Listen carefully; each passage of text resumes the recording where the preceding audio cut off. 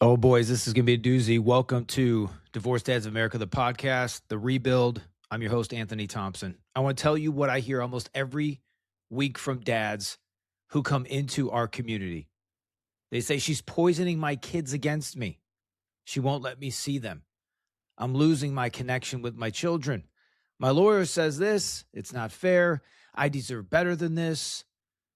Guys, I hear you. I feel that.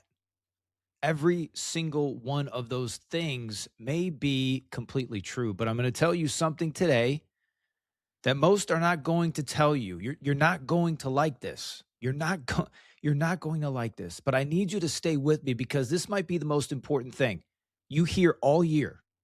The courts, the lawyer, the custody battle, the parental alienation, none of that is your real problem right now. You are.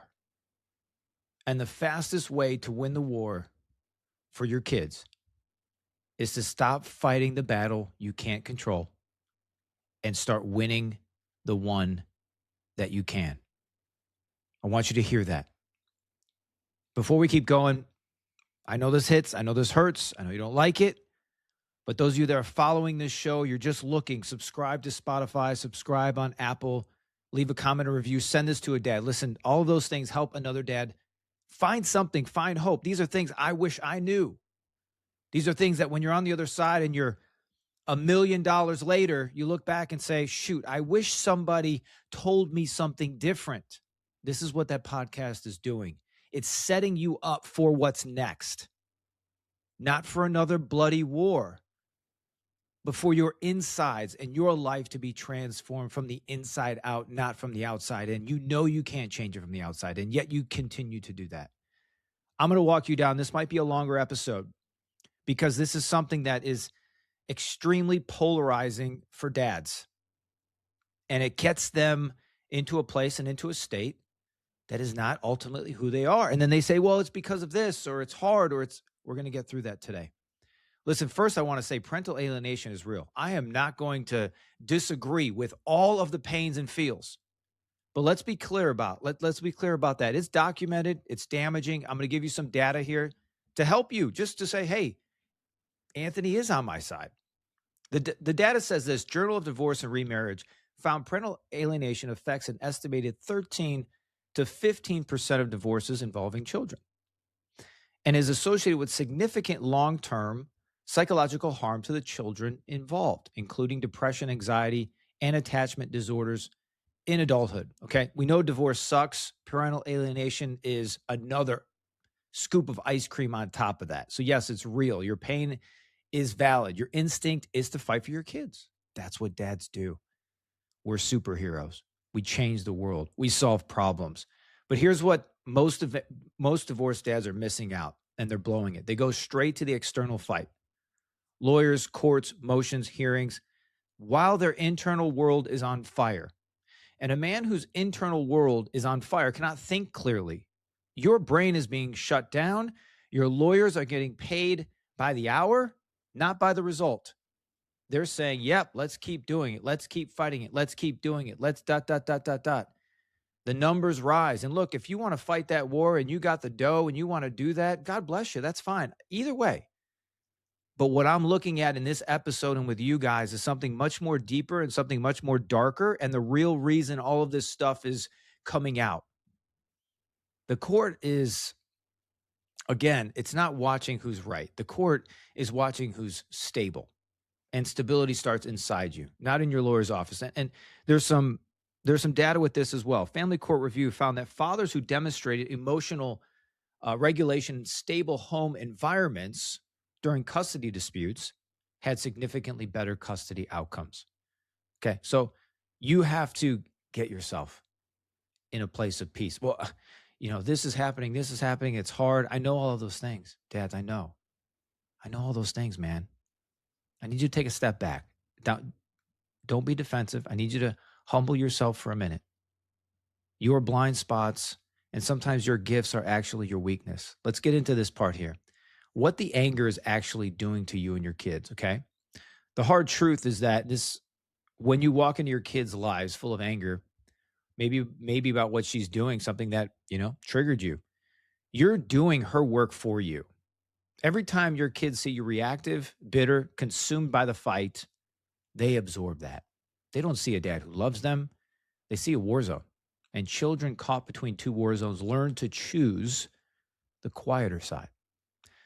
Dr. Joan Kelly, and Janet Johnson, two of the leading researchers on children divorce conflict, published findings in Family Process showing that, listen to this, children exposed to high interparental conflict, regardless of which parent initiated it, showed higher rates of emotional and behavioral problems than children in low conflict divorces. The conflict itself is the damage, not just her behavior, yours as well.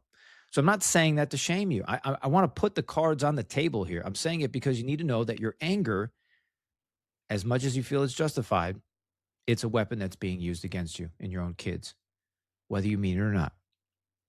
I had a dad just recently in our group, and one of my clients came in, had a tough day with some co-parenting things, and he was worked up and he was stressed out. Guess what happens? The children are there with him, and guess what happens? He reacts. He's short-tempered with them.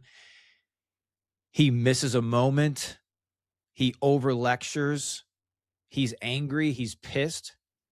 That's what happens with the children right there. Why? Because he allowed all of those things to anger him, work himself up, and he then became the man that woman may have been talking about him and saying that he is. And because he hasn't changed, then the children see that he hasn't changed. And they're like, yeah, dad is worked up. Dad is angry at me. So here, let's look at a few things in the scriptures. Proverbs 16:32 says, better a patient man than a warrior, a man who controls his temper than one who takes a city. It's not a soft scripture, man. That's a tactical one. The most powerful move you can make in a parental alienation situation is emotional control. That is your weapon. Now, what do we do? What do you actually do? Because I know I can hear you guys thinking, yeah, but you don't know my situation. You don't know what she's saying about me. You don't know this, and I'm not seeing my kids, and it's not fair. All of these things. Guess what, man? Can you actually do something about that? Can you actually control the situation?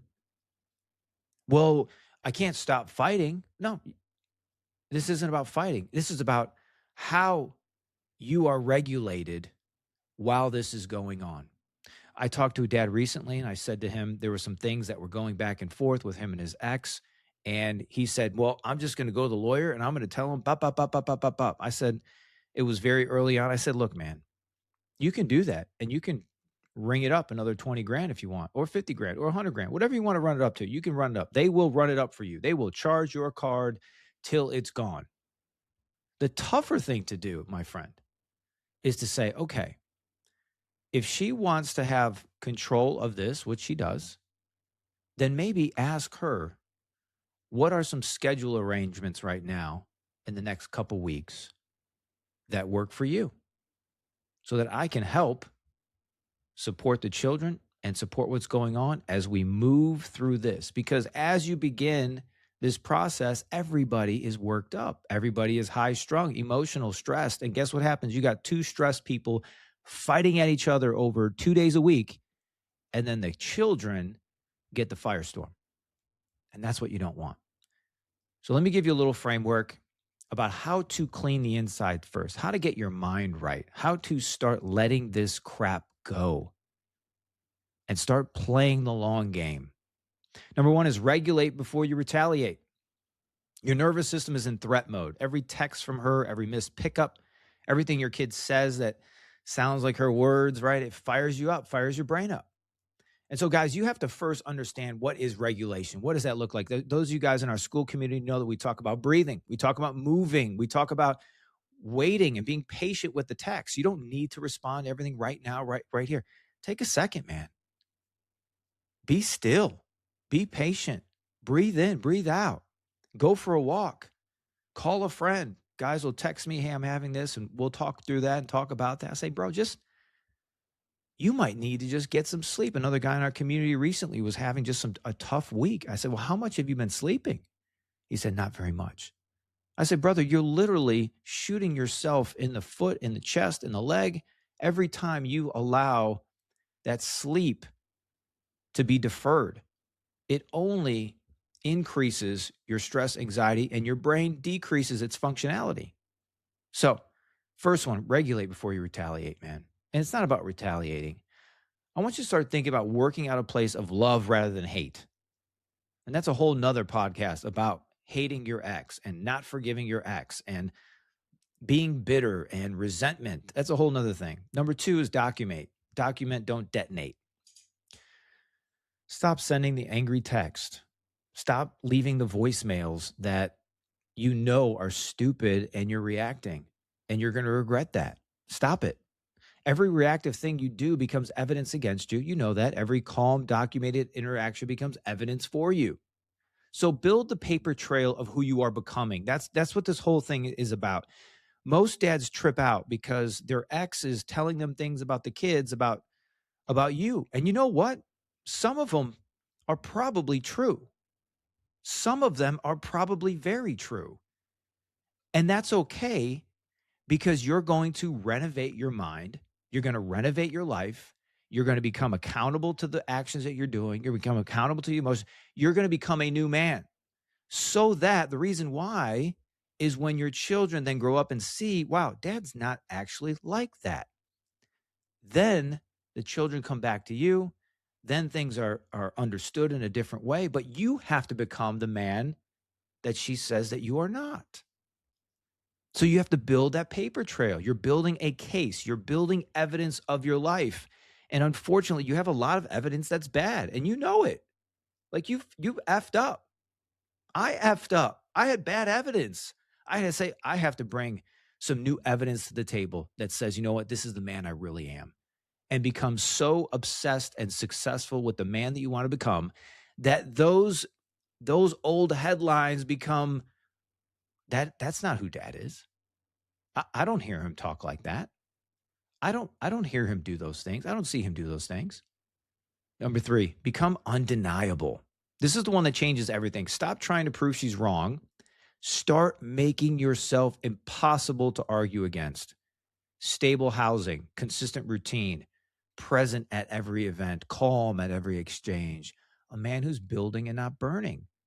So there's a study done, Psychology, Public Policy, and Law, found that the judicial decision making in custody cases was most strongly influenced by demonstrated parenting consistency and emotional stability. Again, more studies, more documentations about the emotional stability of you, not in how hard they fought, not in how great their lawyer was, not in how amazing this dad. No, it was their emotional states. Become that father. That's your most powerful strategy in your life. It costs you nothing. Nothing. Number 4 here. Here's what your kids need from you right now. They're in the middle of a war. They didn't start it, and they can't escape. And they need one thing from you more than anything else right now. They need you to be the eye of the storm, not another wall of the hurricane. When they come to you, whether it's for an hour or it's for a week, they need to walk into peace, consistency, a regulated dad, a grateful father, a man who is exploding with love, not hate. That's what they need to feel. That's what they need to see from you. Those kinds of things and feelings will encapsulate, will ingrain into your child. Those moments will become memories. I remember going to dad's house. It was great. We had a great time. He was peaceful, man. He was laughing, smiling. But no, many times it's the other way. He's frustrated. He's angry. He's focused on his finances. Listen, you don't get the life you want. You get the life you focus on. What you focus on is what grows. If you're looking at what you lost, if you're looking at what you don't have, if you're looking at all of those things, your life will be a hurricane and a disaster, foggy, cloudy, terrible. You will continually perpetuate that cycle. I believe those that are listening, you want to be done with that. And if you want to be changed, if you want to be done, if you want to change, you've got to change, brother. You got to change. Nobody else can do it for you.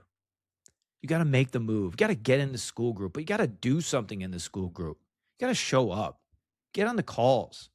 Drop your crap. We're all broken, fallen, busted up dudes. And the more that you embrace the realness of life, my friend, your life will then begin to explode. Take off the stupid layers. I missed it. I blew it. I want to be a better dad. I want to have a loving home. Those are the things that we're talking about today.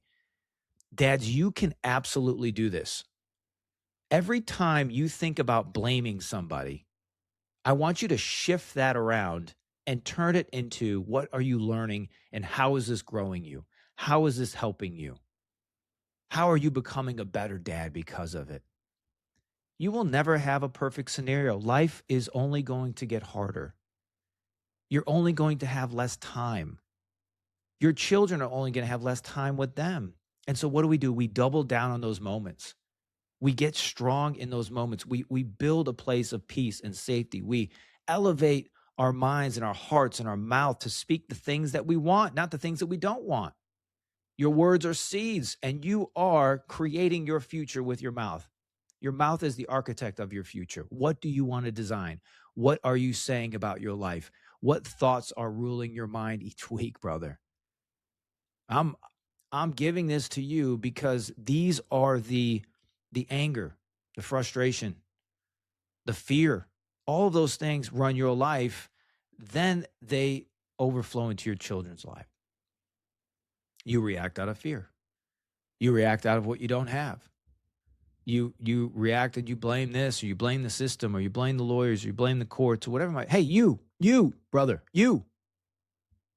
What can you do, my man? Are you in the best physical shape of your life? Have you indexed every thought in your mind to ensure that it's aligned with the man that you want to become? Are you around the guys, the five closest to you that are going to bring you into that new level and new layer of your life? Do you have that nailed down, brother? Do you have that regulated emotionally, knowing and understanding that I'm already prepared for the triggers? They don't trigger me anymore. I own them. I made those mistakes. Cool. I let them go. I'm forgiving my enemies. I'm forgiving all these people involved. I'm letting it go. I can't control it. And you control you. You become so successful in your life, so obsessed with your future that it's undeniable. I want to put that challenge away today because here's the difference between a builder and a drifter in a parental alienation situation. A drifter fights the external war while losing the internal one. He spends his money on lawyers, his energy on anger, his words on proving she's wrong, and his kids watch him burn. And the court watches him burn. And slowly, without meaning to, he becomes the unstable parent in the room. A builder does something harder. He cleans up the inside first. He regulates before he retaliates. He documents instead of detonates. He shows up the same way every single time, calm, present, building, until he becomes impossible to argue against. He becomes the eye of the storm his kids desperately need. And one day, not today, maybe not this week, but one day his kids are going to remember which parent held it together when everything was falling apart. They're going to remember the builder. I want you to be the builder. That's what I want you to be. If this episode hits you, I want you to do one thing today. Don't call your lawyer. Don't send that text. One thing, write down what your internal world looks like right now. What are you carrying that is showing up in how you show up for your kids? That's where the work starts. If you're ready to do that with other guys, more than 700 guys that are working through and crossing this river with myself, join our school group, man. Subscribe on Apple, on Spotify. Subscribe, share this, leave a comment. The more that you get this out, the more that things are going to heal for yourself.